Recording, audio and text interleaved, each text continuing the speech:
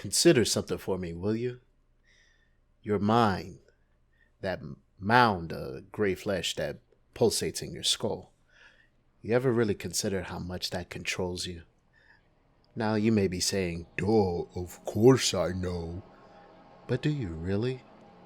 Like, do you really know how your mental state can just shape your body, shape your face? I didn't know. Then again, I didn't know much when the tests began. It was little things. Pick up a colored block, place it in a circle with a matching color, so on and so forth. You know, the usual stuff. After a year of nursing in that cage with that thing, well, the tall ones in white moved me into the pit. The pit, the pit, the pit. It was nothing but a large circular room. White, sterile white, much like the tall ones themselves. The light overhead was just too bright. Combined with the padded floors, it caused me to feel like I was in a cushy void. When I first arrived, I tried sniffing around the place.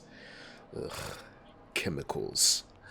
Better than blood or death, but still, the scent burned the inside of my nose. I covered my whole face in wine the entire time, running around and around the room, crying, tumbling, sobbing, screeching. The darkness of the cage and the warmth of that dead thing was so much better than this space. I heard a noise after a while, a low hissing sound, and the smell of chemicals got stronger out of nowhere. My vision got blurry and my limbs started to feel heavy, causing me to trip over my legs and tail. I collapsed and fell asleep right after that. From then on, that was the routine. I wake up and eat breakfast. Now, that breakfast was a sort of gray mash sitting in a bowl. It jiggled when I moved it, and it didn't taste like anything. That part always freaked me out a little bit. Then the tests. A colored block to a colored circle. Agility, strength, word recognition, pattern recognition. Since I was a child, I made mistakes, like anything. But mistakes, they weren't allowed. On one of the agility days, a day when I woke up to find a mass of interconnecting pipes sitting in the middle of the pit, I fell. It was going great, My instincts were kicking in, vaulting from pipe to pipe like I was flying. Like in that split moment, I was free. This time around, one of the pipes I would use to stop myself from going too fast was lined with spikes. I didn't see them in time. Even after my back hit a few poles before hitting the padded ground, the sheer surprise and pain of several tiny spikes piercing my hand made me howl. I gripped my hand tightly and rolled to my side as this bone-rattling buzz erupted in my ears. A flat voice sounded after that. Subject failed new jungle gym variant. Now deploying corrections. A door opened somewhere in the white pit. My eyes were blurry from the tears, so I couldn't see where. But I did recognize the stomping of a tall white one coming towards me. I heard something else too. A noise similar to when I was first put into the cage. An odd crackling noise, and the sharp smell of something burning. The tall white one was on me in an instant, striking hard with something at my spine. How do I describe it? It was terrible. My entire body felt like it was burning. I couldn't move at all. All I could do was scream as my body just seized up. I was feeling like all of my muscles were just gonna explode at any moment. The tall white one kept hitting me with it again and again until I couldn't scream or cry anymore. It felt like years before the tall one left, and that sound of hissing graced my ears again. I never thought I'd love to suddenly fall asleep. A new routine began. Whenever the pipes appear in the pit, expect more traps. When the cubes and circles appear, expect the circles to suddenly change color. When the bar with the two round things at the ends appear, expect it to get heavier or lighter when lifting it. This went on for a bit. I made more mistakes. I got more corrections. And I got less breakfast. I wasn't too sad about the breakfast, to be real with you.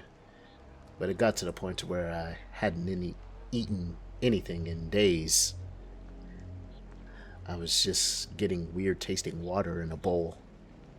One day, during the pattern test, where I was to look at a bunch of squares and point out what color each one turned into, I started to see something. The flashing squares were going too fast, so I had to focus. But out of the corner of my eye, I saw something in the pit. It wasn't a tall one, too short, too round, and it actually had color. But really all I saw was like a pitch black blob before blinking and not seeing the figure. I got corrected again because I got distracted. The pain was still there, but the burning, tingling sensation was less this time around. As the hissing began and my vision began to darken, I saw the figure again. It was closer now.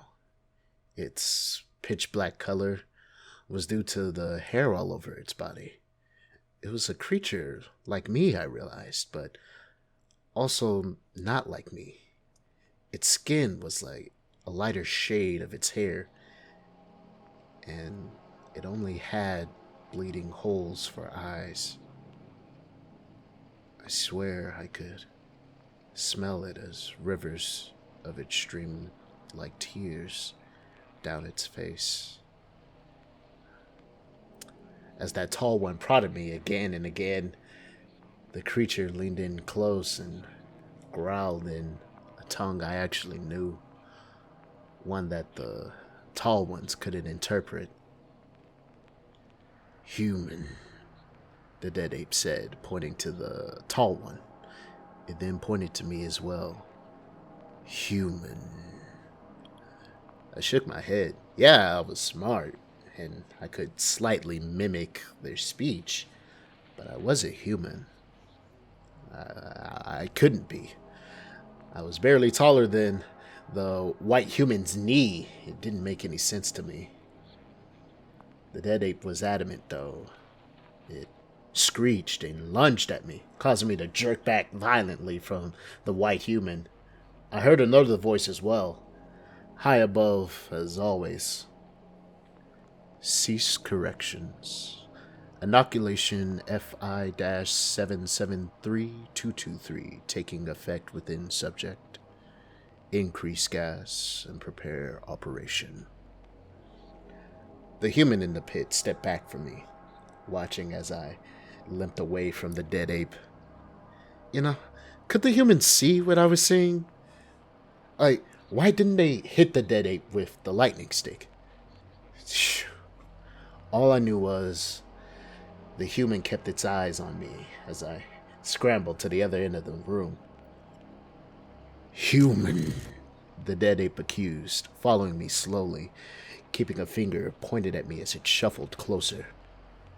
My eyes darted about and my blood ran cold. There was more of them now. Every one of them looked the same. Missing eyes with bleeding holes. The same accusing finger. The same barking chant. Human! I curled into a ball, biting my tail hard and whimpering as I fell asleep. I'm not human. Humans killed them, not me. I'm not human. I'm not human. I'm not human. I'm not. The pit was dark when I awoke. Though I, I can't say I woke up, more like I finally noticed my eyes were being held open. I was sitting on something. My arms and legs and tail were strapped down. My head felt weird, like it was numb. I couldn't feel anything, especially at the top of my head. It just felt like nothing was there. Subject is awake. Begin operation. Now, I knew enough human speak at the time to know that something bad was gonna happen. Light flooded the room, blinding me. I couldn't blink and I could hardly move my mouth. Something was over it and I felt constricted, so all I could do was suffer as my eyes adjusted. The light, it was coming from a small square in front of me. First, there was this black and white fuzz on the square, and then images of other tall ones, other humans, started to flash rapidly. A loud, droning phase in human speak was repeated over and over. You are human. No, I'm not. My head started to tingle. Something cold was poking me. But it was odd. The cold things, they weren't hitting my head. They were going inside it, reaching for something. You are human. No, I'm not. Yes, you are. A growl next to me, in my tongue. Black hands started to wrap around my arms, squeezing them tightly. Gnashing teeth, aggressive barking. The dead apes were coming closer. They were grabbing at the square and moving it closer to my face as they chanted with the human voice, "You are human." No. No. The cold things, they reached deeper into my head, poking at things that were in there, important things. I'm having a hard time describing it. It's just that with each prod of those cold things, more of me changed. Just more of me just started to disappear. You are human. The dead apes just screamed, beginning to scratch at my face. No, I'm not human. I'm not. Oh, another prod of those cold things. The square repeated, "You are human." I'm not human. I wouldn't do this. Humans do this, not me. The apes, now, they were biting at my limbs. You are human.